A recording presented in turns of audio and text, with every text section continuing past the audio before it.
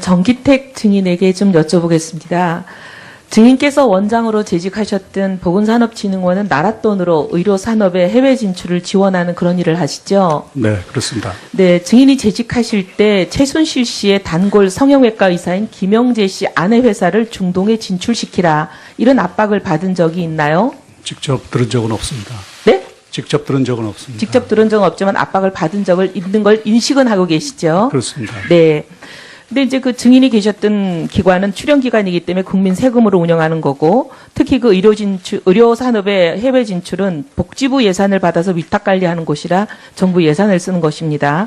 그래서 해외 바이어를 면담 잡아주고 네트워크도 연결해주고 판로망을 개척해주는 그런 이제 지원을 하는 곳인데, 신청하는 모든 회사를 다 연결해 줄 수는 없는 노릇이니까 평가 기준을 만들어 놓으셨더라고요. 네, 우리 그렇습니다. 원장님 취임하시고 이걸 굉장히 꼼꼼하게 잘 만들어 놓으셨던데, 뭐 크게는 8개 항목, 작게는 보니까 21개 세부 평가 항목들을 만들어 놓고 여기에 좋은 평가를 받아야 지원하는 그런 형식으로 운영을 하셨죠. 그렇습니다. 예.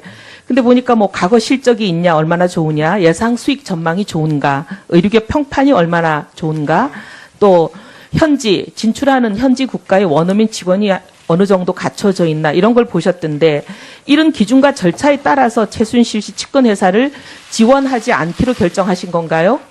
그렇습니다. 네. 기준에 미달하는 정도가 아니더라고요. 저희가 분석을 해보니까. 이 김영재 씨 아내 회사라고 불리는 YJ컵스 메디칼이라는 거는 바로 그때 당시 전년도 매출이 2,400만 원에 불과해요. 근데 손실은 17억이에요. 버는 것보다 손실이 71배나 되는, 이건 불량업체라는 말도 할 수 없을 정도로 이건 도저히 서 있을 수도 없는, 존재할 수도 없는 그런 회사입니다. 지원 불가능한 회사죠. 근데 이런 회사를 추천하라고, 그것도 국가 예산으로 추천하고 지원하라고, 이런 말도 안 되는 압력이 들어왔는데, 더 기가 막힌 건 대통령 순방에 낄 수도 없는 업체죠. 근데 대통령 순방에 공식적으로는 끼워줄 수가 없으니까 이걸 비공식적으로 비밀리에 대통령 순방마다 데리고 다닙니다. 기가 막힌 것은 거의 모든 순방에 데리고 다녔어요. 중동 4개국 순방, 중남미 4개국 순방, 아프리카 3개국 순방, 프랑스 순방, 중국 순방, 라오스 순방, 안 데리고 다닌 데가 없습니다.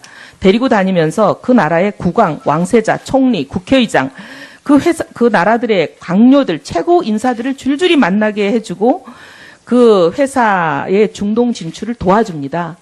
기가 막힌 이런 상황이 특혜의 끝판왕이죠. 근데 이런 특혜도 모자라서 중동의 수출업체로 진출시키라, 이걸 국가기관에다가 예산으로 하라고 무리하기 짝이 없는 요구를 했죠. 근데 그것도 기가 막힌데 그 요구를 잘 안 들어주고 잘 안 되니까 안 해준 국가기관 인사들에게 보복을 한 게 더 기가 막힙니다. 증인이 2015년 중동 순방 멤버로 원래는 정해져 있었죠. 그렇습니다. 그러다가 마지막 순간에 배제되었죠. 네. 근데 배제된 이유에 대해서 뭐 들은 게 있습니까? 청와대 지시라고 들었습니다. 네. 청와대 지시라고 했는데 이 최순실 씨 측근 회사를 도와주라는 지시, 이 압력을 거부한 것 이외에 다른 짐작되는 사유가 있었습니까? 특별히 없었습니다. 없었죠. 누가 봐도 이거는 그 지시를 거부했기 때문에 보복당한 거라고밖에 안 보이고요. 근데 이제 증인은 배제가 됐지만 증인이 계시던 기관의 실무 담당자, 중동센터장은 당시 중동 순방에, 왜냐하면 이 진출을 도와야 되니까 데리고 갔습니다. 갔는데 현장에서 부당한 압력에 지속적으로 시달리다가 중동 현장에서 이 실무자가 도저히 못 견디고 중동센터장이 사표를 이메일로 증인에게 한국으로 보냅니다. 그런 적이 있었죠. 그렇습니다. 그러면서 뭐라고 얘기를 했냐면, 이런 상황에 너무 염증을 느낀다. 이제 더 이상 대한민국 정부 일에 관여되기 싫다. 이렇게 얘기하면서 미국으로 떠나버렸습니다. 한국으로 돌아오지도 않고. 그런 일이 있었죠. 그렇습니다. 네. 그리고 기가 막힌 건 이 증인과 관련된 기관만이 아니라 이 사업이 복지부 예산을 받아서 쓰고 복지부에서 위탁받아 쓰다 보니까 복지부 공무원들도 이 일에 관여가 돼 있었습니다. 복지부 공무원들도 한직으로 모두 자천이 됩니다. 이 일과 관련된 모든 사람들이. 이건 정말 기가 막힌 상황인데, 그리고 나서 이것으로 끝나지가 않고 돌아와서 중동 순방이 끝나고 나서 증인이 원장으로 계셨던 그 진흥원이 장장 5개월에 걸쳐서 대규모 감사를 받은 적이 있죠. 그렇습니다. 이 감사 받아서 잘못한 게 드러난 것도 없었습니다. 근데 우리 진흥원은 증인이 원장으로 계셨던 그 진흥원은 원래 증인이 취임하기 전에는 경영평가에서 D등급을 받는 어떻게 보면 상당히 우량하지 못한 기관이었습니다. 근데 증인이 취임하고 나서 평가가 B등급으로 올라갔죠. 그렇습니다. 사실 이렇게 보면은 불량한 기관을 우량한 기관으로 올려놓은 아주 어떻게 보면 표창을 받아야 되는 증인인데 그 B등급으로 평가 결과가 나고 나서 이틀 만에 증인에게 사퇴 압력이 오지 않았습니까? 그런 사실이 있나요? 그 직후에 그런 있었죠. 권고사직을.